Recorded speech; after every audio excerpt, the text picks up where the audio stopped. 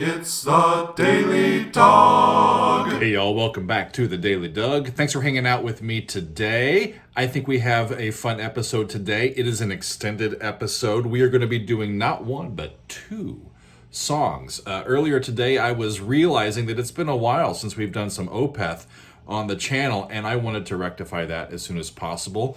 Went back and looked at some of the suggestions for Opeth material, and I have come up with two tracks that are right next to each other on one of their more recent albums. So we are going to be doing Cusp of Eternity directly into Moon Above, Sun Below.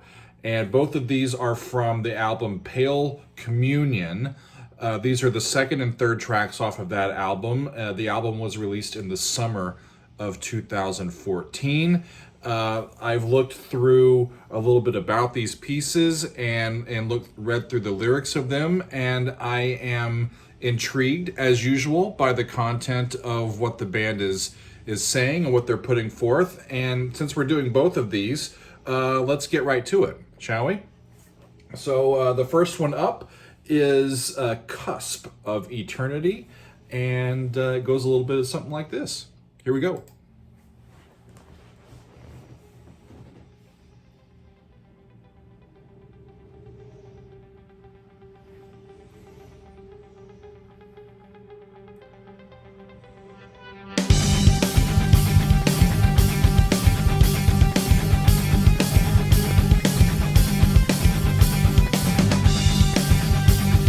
They're in G minor.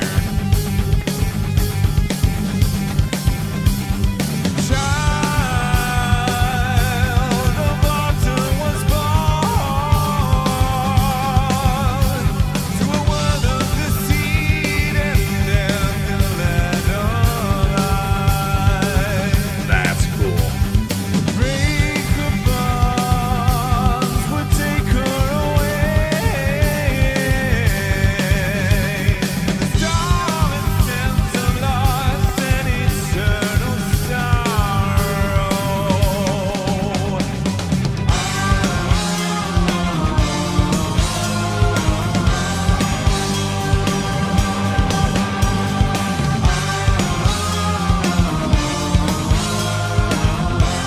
The iconography that they're using is unbelievable too. That looks fascinating. Just with that said, they're in G, but sometimes it sounds like G minor, and sometimes it sounds like G major. But they're pretty consistently using an A flat, a flat 2 above G. There, just there.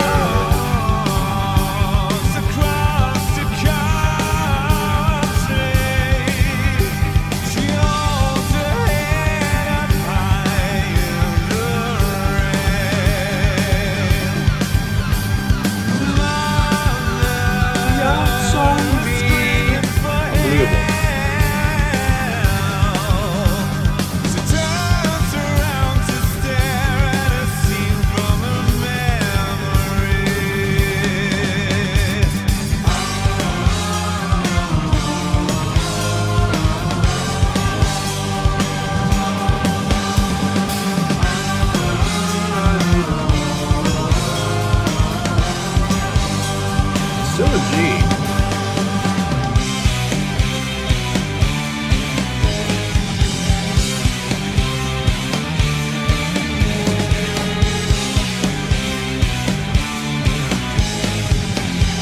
Sounds epic. This particular album was mixed by Steven Wilson. Where did they go?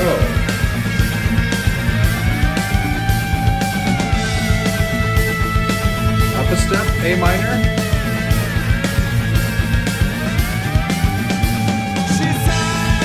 Yeah, they're a step higher than they were. But over A instead of G like they were at the beginning.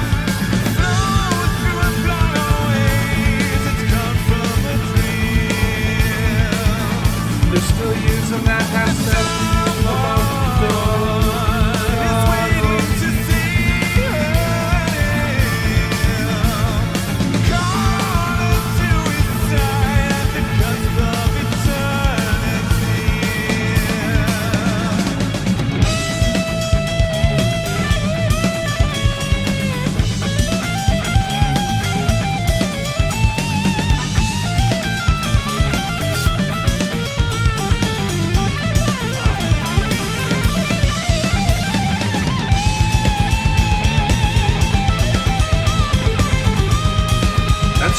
religious iconography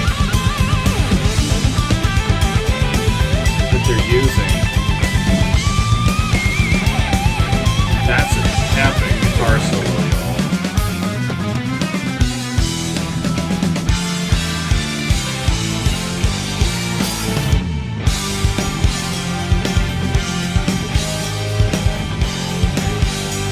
They got back to G.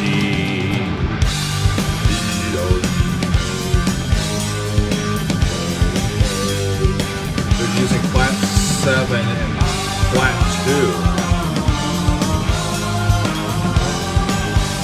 Awesome. Reminds me of, I'll tell you in a minute. Yeah.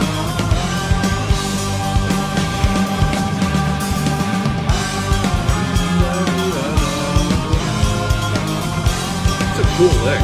Really melodic. They're using the like a Phrygian harmonic scale. That's why this sounds so. Oh, is it going to fade out? Might misspeak.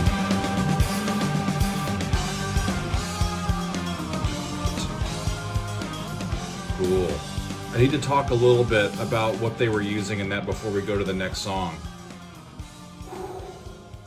Wasn't that cool though? Wow. Okay, so they're using what I would call a Phrygian harmonic scale, or harmonic minor scale. Think of a harmonic minor scale. You've got do, re, mi, fa, sol, and then lay up to T, which is an augmented interval, right? An augmented second. Before you get back to do. Except they're using that scale, but they're starting on the 5th. So it's like sol, lay, T, do, right? So if they're in G, that gives you a G and an A flat and a B natural, and then C, and then the rest is just the C natural minor scale going up, C, D, E flat, F, and G. And that's how you get from G to G. So it's the C harmonic minor scale, but they're putting the piece in G and using G as their tonic note. And it ends up having this unique sort of gypsy or Arabic feel to it. That's why it sounded sometimes like they were in G minor, and sometimes it sounded like they were in G major because of that B natural that was in that scale. Really, really cool sound, unbelievable stuff. Let's talk about the lyrics a little bit. A child of autumn was born into a world of deceit and death. That's how they start. And then further on, she's hiding a wish in her heart that flows through her blood always. It's cold from a dream that someone is waiting to say her name and call her to his side at the cusp of eternity. I was trying to think about what this means. The fact that they're using religious iconography here opens me up a little bit into what I think they're thinking about. In general, this could be a person that's born into a sort of reality or circumstance that they don't recognize or that they feel like they don't fit into. Like you're born into this or you're introduced into this society and you're like, I don't understand what y'all are talking about. All of us, I think, have been in situations where we feel like we don't fit in, or it just feels like we need to escape from it as soon as possible to keep our sanity, right? In my notes, I wrote down maybe they're reconciling being born in the wrong age or the wrong era, just simply at the wrong time. But at the end, they're hopeful, even if if only in their dreams, to be called to a more sort of just reality. And I think by them using the religious iconography, they're setting up this, like maybe they're liberated in a non-theistic way, and they're living in a what they would think of as a repressive or overly spiritual or fundamental society that is, in their mind, is seeding sort of injustice and not responding to it. And they're going, or over here in the corner going, don't you guys see all of this crap going on? Why can't we fix that? Right? That's so interesting, that harmonic minor scale that they were using. Totally cool. But it moves into this next song. We got two, right? So we're going to move on to Moon Above, Sun Below, and that's the next track on the album. Off we go. Okay.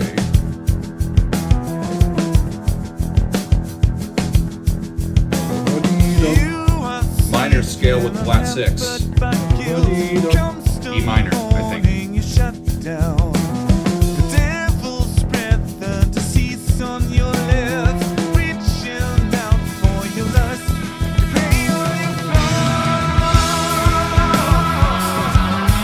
Looking at the images here, they're all symmetrical. They're the same image, but they're pitted against each other. I wonder if they're trying to tell us something. Seeking out the weaker heart, eternity in your grave, and on a lifelong throne of some religion. I wish he had a better take at that before it kind of scratched his voice.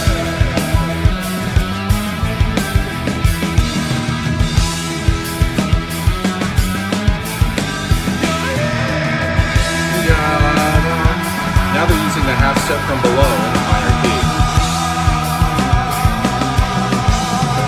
The images are so cool.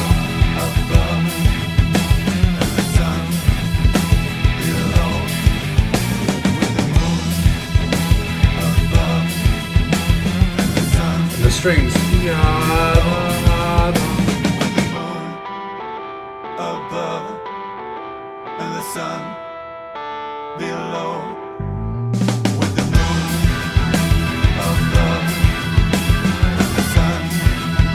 Important break texturally, right? Makes us listen.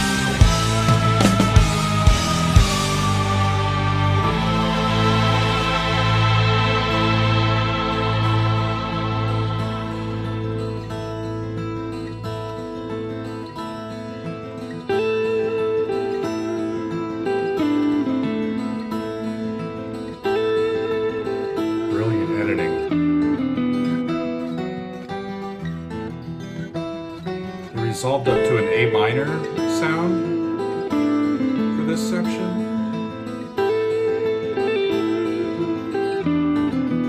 Down to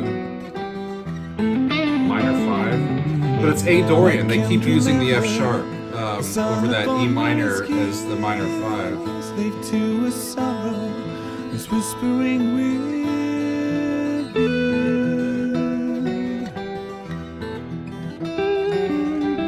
I'm always waiting for you before I sleep. There is no comfort in the distance that we keep. His voice is so versatile. A lot of power, but so vulnerable too at the same time. Just he sounds honest when he sings to us, right? Some singers just have a way of delivering a lyric, and you believe them.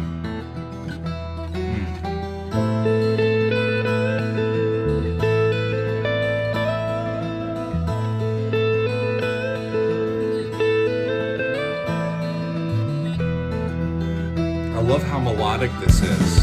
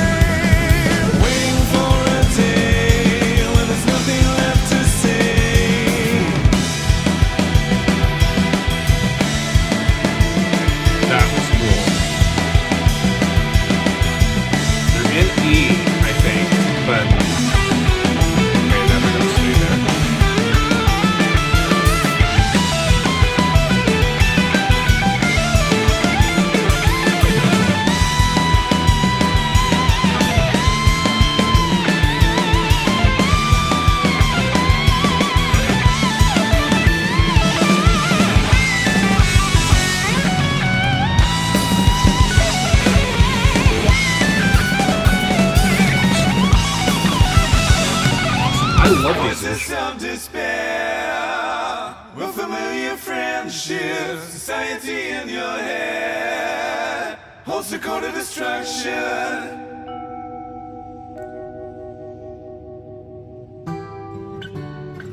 They ended on a B major chord, and this is, I think, is going back to E. C.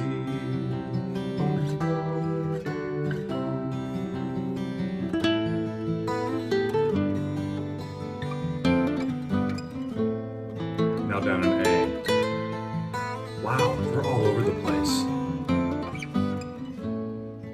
A major. Dying fast. And then they say dying fast. I'm dying fast.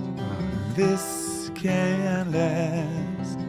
'Cause nothing ever lasts. When a force of flesh, there's a need to sever myself away from happiness. Ends major again. These visuals are unbelievable, y'all.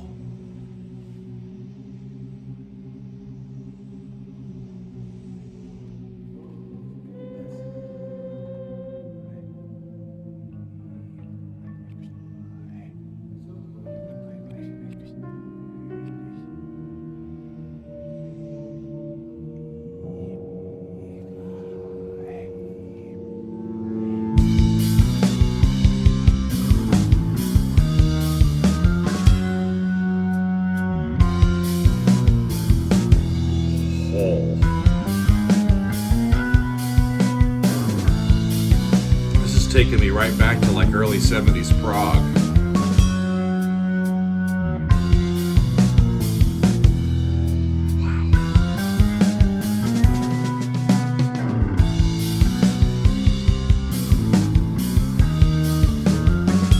Outlining.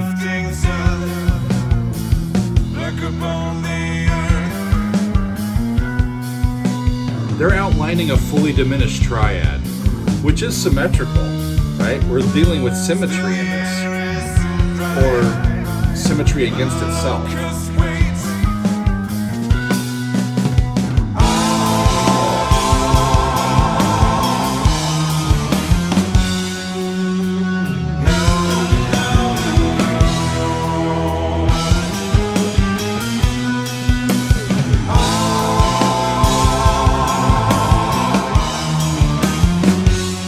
Yeah.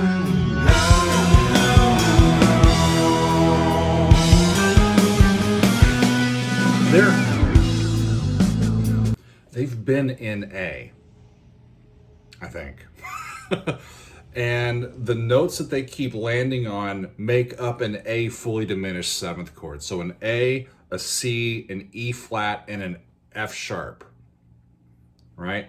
And I think what they're doing, which is a symmetrical, if we take just those notes, right? A, C, E flat, F sharp. Those are all a minor third away from each other. A fully diminished seventh chord is a symmetrical harmony, a symmetrical chord. All of the notes are equidistant away from each other. That plays into the imagery that they're giving us, right? This symmetrical idea, or the symmetry idea. But the other thing that I think that I heard is, as part of that, I wonder if I'm right, but I may not be. I think they're using what we call an octatonic scale, an 8-note scale that in itself is a mathematical sort of construction that can be symmetrical. If you start on A and you alternate whole steps and half steps, you do a whole step up to B and then a half step up to C. Okay, and then you do a whole step up to D, a half step to E flat, and then a whole step to F, a half step to F sharp, and then a whole step to G sharp before you do another half step up to the next A to get from A to A. When you do that and you alternate whole steps and half steps, you get, at least when you start this way, you get a fully diminished seventh chord in that scale, A, C, E flat, and F sharp. But what you also get is an 8-note scale instead of 7. before you get back to the duplication of tonic. I think that's what they're using. They may not even realize that they're using it.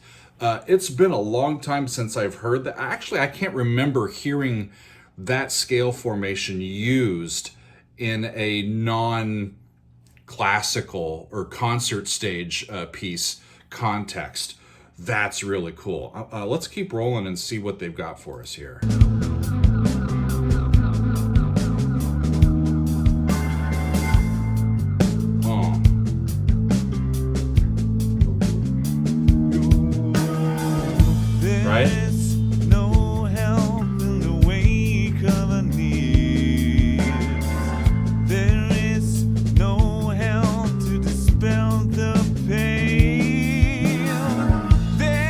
Make it groove like nothing. Still some cling to a phantom. There is no help. There is no help.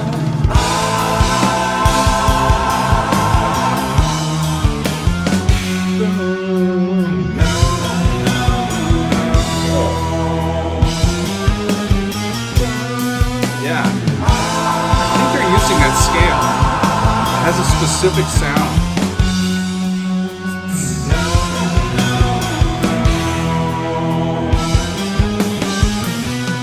So cool.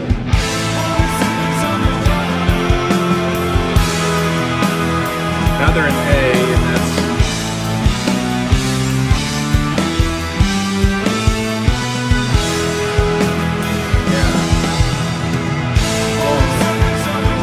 flat 6.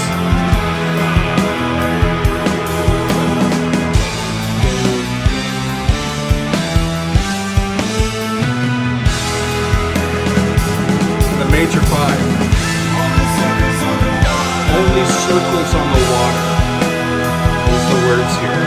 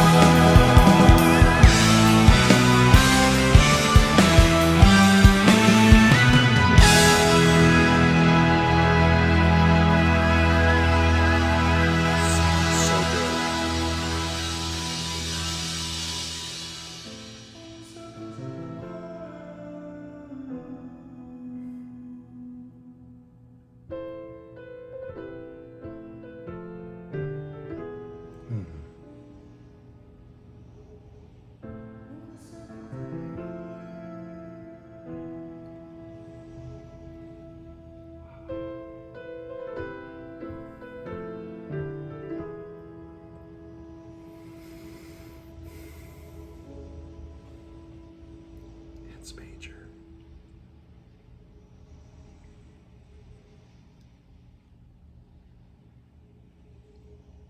Wow. Whoop. Okay, that's the end of that one.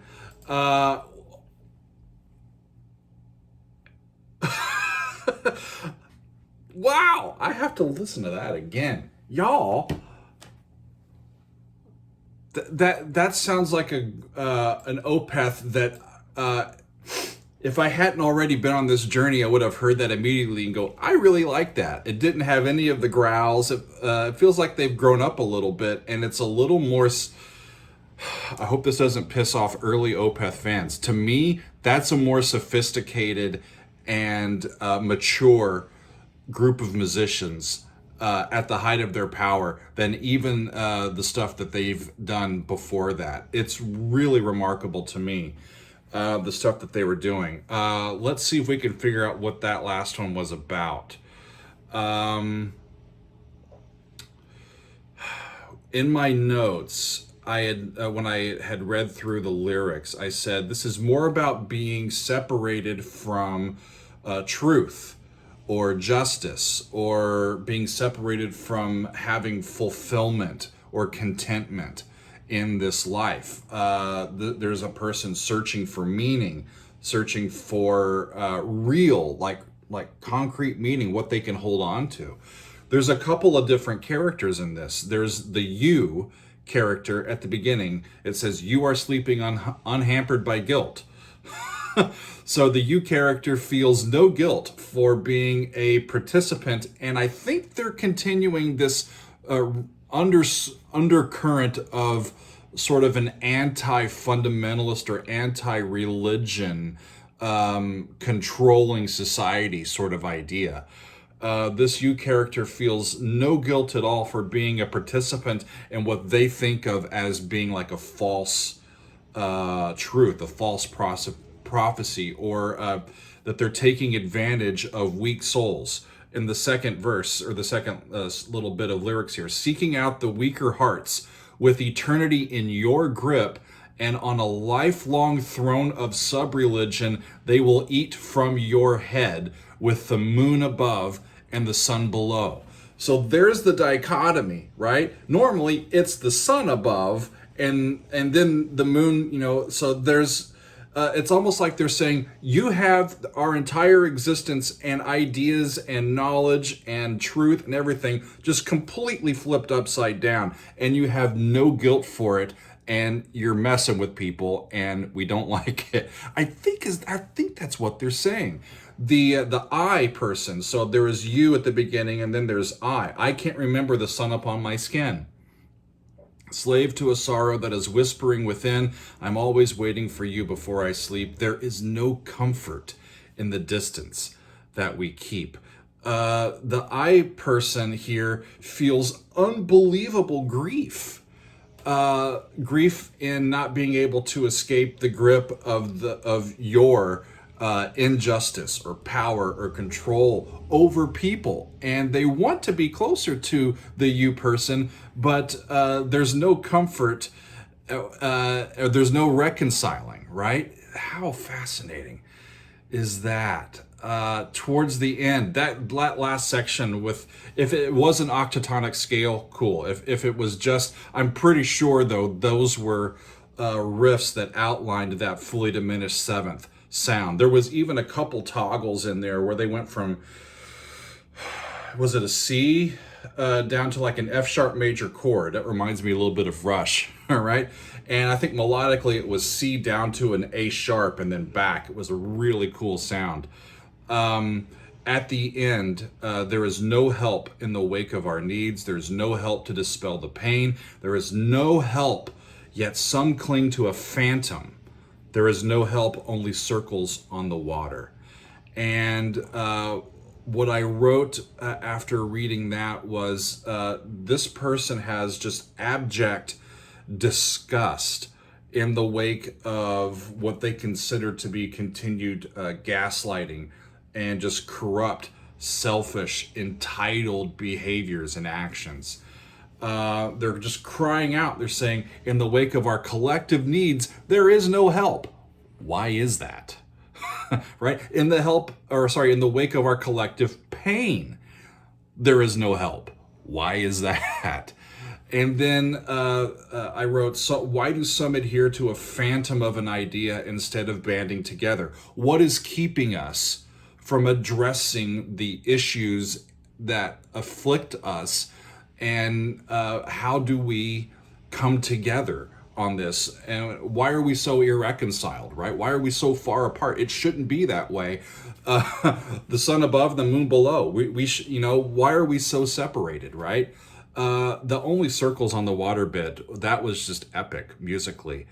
Only circles on the water. The ripples continue to flow, and the world remains upside down, because we can't seem to stop the ripples or the consequences of our own inaction in the face of clear human need, suffering, and disenfranchisement. Only circles on the water are left. It's very hard to stop a ripple, right? And so, in other words, in another way of saying it, it's very hard to stop cycles of injustice.